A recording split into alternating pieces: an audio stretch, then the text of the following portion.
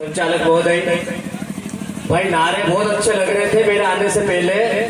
देखो देखो कौन आया, आदिवासी शेर आया और बाकी शेर सब बाहर जा रहे हैं। तो वास्तविक शेर ही है ना सब इधर। तो कृपया हाथ जोड़ के निवेदन है कमलेश भाई के स्टाइल में, अंदर आ जाओ।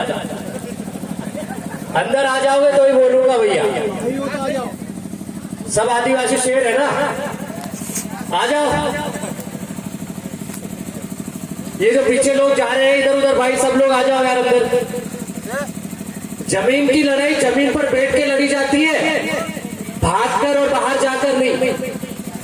सब लोग इधर आ जाए, पीछे जो साथी लोग खड़े हैं पांडाल में आ जाए। सुबह से निकले हैं, हमारे पास 4 लेन नहीं था, 6 लेन नहीं था। कहीं प्रधानमंत्री सड़क योजना भी आई, कहीं 2 लेन भी आया। जैसे तैसे गच्चे खाते, स्पीड ब्रेकर पे कूदते कूदते, ढचके खाते खाते 250 किलोमीटर का सफर किया। गुजरात महाराष्ट्र की बाउंड्री अलीराजपुर की धरती से आज एक आदिवासी साथी आपके बीच में सिर्फ जमीन की लड़ाई में सहयोग देने के लिए आया। हाथ जोड़कर निवेदन है, बैठ जाइए। दोस्तों, ये जो पेम्पलेट अभी अभी देखा मेरे हाथ में आया है, इससे पता चलता है कि 1800 हेक्टेयर जमीन, 1800 हेक्टेयर जमीन, आप कल्पना करो रतलाम क्षेत्र की 1800 हेक्टेयर जमीन, और इसमें जो 2 ब्लॉक है पूरी तरह से आदिवासी बाहुल्य, बाजना सेलाना, वहां के आदिवासियों की भी जमीन। अचानक से एरोप्लेन से सर्वे होता है, ऊपर से प्रोजेक्ट तैयार होता है और औद्योगिकरण निवेश के लिए देश का सबसे बड़ा प्लांट, दूसरे नंबर का सबसे बड़ा प्लांट लगाने के लिए जमीन सरकार की तरफ से अधिग्रहित करने का प्लान बन जाता है।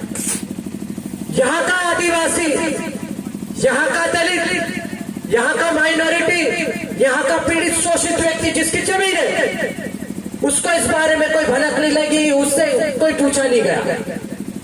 अभी पूर्व वक्ताओं ने बता दिया है कि हमने अल्ट्राटेक के लिए भी बहुत बड़ा आंदोलन किया, लेकिन अल्ट्राटेक की फैक्ट्री वहां पर लग गई। इससे पहले भी हजारों आंदोलन हुए आदिवासियों के लिए, इस जल जंगल जमीन को बचाने के लिए। आप इतिहास पढ़ोगे तो पता चलेगा 1706 लड़ाइयों में से 1702 लड़ाई सिर्फ जल जंगल और जमीन की रही है, और सारी जमीनों की लड़ाई में आदिवासियों ने 1 इंच जमीन नहीं जाने दी, सर कटा दिए, लेकिन जमीन नहीं दी। कमलेश भाई अभी अभी बोल के गए 1 इंच जमीन नहीं जाने देंगे 1800 हेक्टेयर जमीन में से। तो ये इस जमीन की जो लड़ाई है वो सिर्फ आदिवासियों की नहीं है। दलित भाई हमारे साथ खड़ा है, भीम आर्मी हमारे साथ में कंधा से कंधा मिलाकर इस लड़ाई को निपटने के लिए, संवैधानिक लड़ाई लड़ने के लिए, और जरूरत पड़े तो सशस्त्र आंदोलन करने के लिए भी खड़ी है। हमारे पास ओबीसी महासभा भी खड़ी है। लोग 500-1000 किलोमीटर से आए यार, आपको 2 मिनट बैठ के सुनना पड़ेगा। हमारी बहनें यहाँ काफी संख्या में बैठी थी जब हम लोग आए थे, हमारी माताएं भी बैठी थी, हमारे साथ में बच्चियां भी बैठी थी, लेकिन अब वो जा चुके हैं। हो सकता है सुबह से बैठे हैं, हम लोग काफी दूर से आ रहे हैं तो टाइम हो गया आने में। तो दोस्तों, ये जो लड़ाई है वो इतनी आसानी से नहीं जीती जाती। ये जो लड़ाई है वो वहां से शुरू हुई थी। वो एक बाबा बैठा हुआ है, दिख रहा है, आधे कपड़े में लंगोट कोष्टी बांध के दिख रहा है। उस आदमी को देखकर ये लग रहा है, उस आदमी को देखकर ये लग रहा है कि वो किस मुसीबत में है।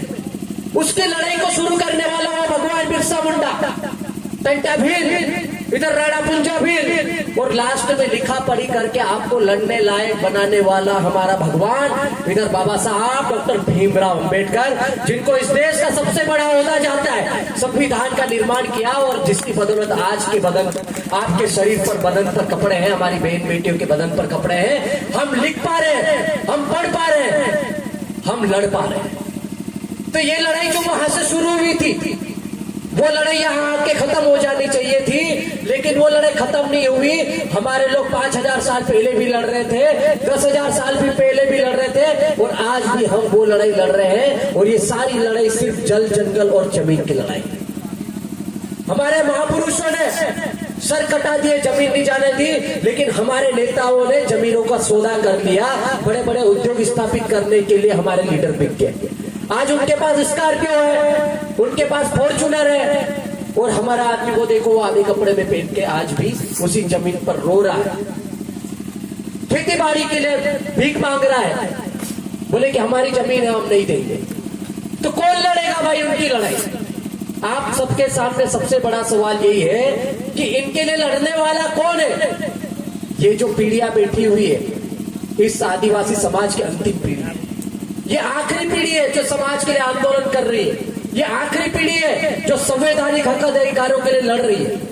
और ये पीढ़ी भी यदि नहीं बोले कि गूंगी बहरी हो जाएगी, तो सोच लो आप आने वाली पीढ़ी को जवाब नहीं दे पाओगे। आप जिस जमीन पर बैठे हो, इसके लिए भी आज तो परमिशन नहीं थी। ये जो रतलाम है, आधा आदिवासी ट्राइबल एरिया है, 5वीं अनुसूचित क्षेत्र में इसके 2 ब्लॉक आते हैं, 2 विधानसभा क्षेत्र आते हैं जहां हमारे विधायक चुनकर जाते हैं, लेकिन फिर भी रतलाम में हमको कार्यक्रम करने की परमिशन नहीं मिलती। मैं आपसे एक सवाल पूछता हूं, मैं हमेशा पूछता रहता हूं, क्या रतलाम क्षेत्र में हमारे लिए जमीन नहीं है तो आदिवासी समाज का भवन मिल सकता है? नहीं मिलेगा। तो वो कैसे आएगा? ये सामाजिक आंदोलन के रास्ते से आएगा। जरूरत पड़ेगी तो आपको विधानसभा में भी अच्छे लोगों को चुनकर भेजना पड़ेगा, ऐसे लोगों को भेजना पड़ेगा जो आपके हक अधिकारों की लड़ाई, आपके जल जंगल जमीन की लड़ाई वहां जाकर करें, आपके लिए लड़े, आपके लिए लिखे, आपके लिए बोले। वरना ऐसे ही चलता रहेगा, हम लोग आंदोलन करते रहेंगे, चिल्लाते रहेंगे, भौंकते रहेंगे, दिन भर प्रदर्शन करेंगे, शाम को 2 पेट लगा लिए। अभी बर्मन जी बोल रहे थे कि 2 पेट और 1 पोटली चावल में नहीं बिकना है, तो हमको ऐसे नहीं बिकना है। अभी प्रदेश में 3 जगह विधानसभा उपचुनाव चल रहे हैं, हमारे लोग इसलिए यहाँ कम संख्या में, लेकिन कम संख्या नहीं है, ये एक आदमी 1000 के बराबर है। नेतृत्व करता दमदार होना चाहिए, बिकाऊ नहीं होना चाहिए। और यहाँ नेतृत्व करता लोग बैठे हुए हैं, इन्हीं में से कल को एक सरपंच बनेगा, कोई जनपद बनेगा, कोई जिला जनपद बनेगा, कोई विधायक भी बनेगा, कोई सांसद भी बनेगा, लेकिन उसके लिए आपको सामाजिक आंदोलन में समाज के साथ काम करना पड़ेगा।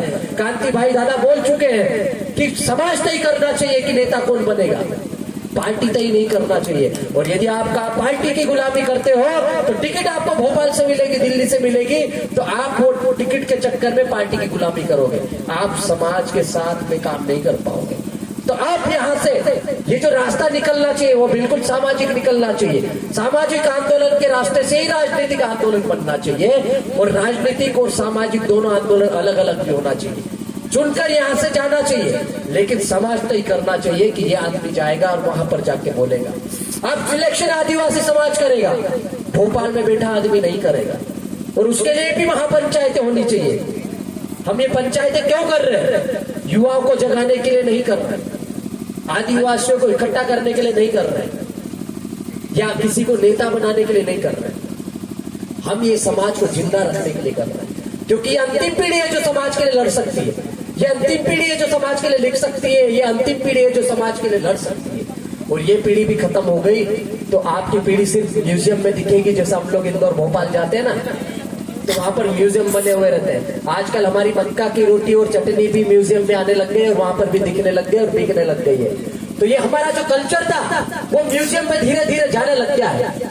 हमारी बहन बेटियां, आप सोच सकते हो जो कल्चर हमारा पहले था वो कल्चर धीरे धीरे खत्म हो रहा है। आज हमारी बहन बेटियां जो गांव में जाते हैं तो आप देख लेना, एक सीबी लाइव के हमारे चंद्रभान भदौरिया ने परसों एक वीडियो अपलोड किया था कि हमारे लोग जब मरते हैं, हमारा आदिवासी भाई कोई भी यदि मरता है तो हमारी बहन बेटियां हाथ में से चप्पल निकाल के सिर पे रख लेती है और घर से कम 500 मीटर दूरी सीमा से या घर के झपले के बाहर से ऐसे सिर पे हाथ रख के रोते रोते रोते रोते आती है।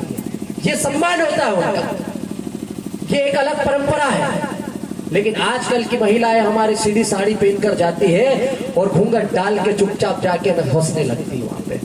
उनको अब रोने का तरीका भी नहीं मालूम। हमारी जो रीति रिवाज, आदिवासी संस्कृति सभ्यताएं, पिठेरा, पाटला, नवई, वो सब धीरे धीरे हमारे युवा साथी अब वापस जागृत करते आ रहे। नहीं तो कुछ पीढ़ियां तो ऐसी भी निकल गई है जो भूल चुके हैं। हमारे लोग इंदौर भोपाल में जाके बस चुके हैं, उनको हमारी परंपराएं नहीं मालूम। जिस परंपराओं की बदौलत, जिस आरक्षण की बदौलत, आपको इस प्रमाण पत्र की बदौलत ये जो नौकरी मिली है, ये जो प्रतिनिधित्व का अवसर मिला है, जिसको हम आरक्षण बोलते हैं, ये व्यक्ति विशेष के लिए नहीं है, ये पूरे समाज के लिए है। और समाज हमारा एक होना चाहिए। जब हमारी संस्कृति, सभ्यता, परंपरा बची रहेगी तो ये चीजें हमारी बची रहेगी, वरना धीरे धीरे ये सारी चीजें खत्म होती जा रही है। आज देख लो, इंदौर भोपाल में जाओगे तो टॉयलेट भी आजकल प्राइवेटाइजेशन हो गया, तो आपको हगने मुतने के लिए भी 5-10 रुपए खर्च करने पड़ रहे हैं। ऐसी परिस्थिति हो गई है। पानी की बोतल 20 रुपए बोतल। हमारे यहाँ देखो, हमारे यहाँ कोई भी आता है आदमी तो हेडपंप से कुएं से भर के बढ़िया ताजा पानी लाके उसको पिलाते हैं। हमारे फ्री में खाना खिलाते हैं, गांव में आते हैं उसको। और इंदौर भोपाल तो हगने के लिए भी आपको 5-10 रुपए खर्च करने पड़ रहे हैं। तो निजीकरण की इतनी गंदी व्यवस्था हो चुकी है कि हमको शौचालय के लिए भी पैसे देना पड़ रहा है, पानी पीने के लिए भी खरीदना पड़ रहा है। तो यदि हमारे जो बुजुर्ग मर गए, वो यदि ये देख लेते तो वो शायद उससे पहले ही मर जाते कि भविष्य में ऐसा होने वाला है। तो दोस्तों, अभी बहुत सारे वक्ता है, वो आएंगे, लेकिन जिस चीज के लिए हम लोग यहाँ इकट्ठा हुए हैं, जिस आंदोलन को हम जगाने के लिए इकट्ठा हुए हैं, जिस जमीन को बचाने के लिए इकट्ठा हुए हैं, यहाँ से ये आंदोलन जिंदा रहना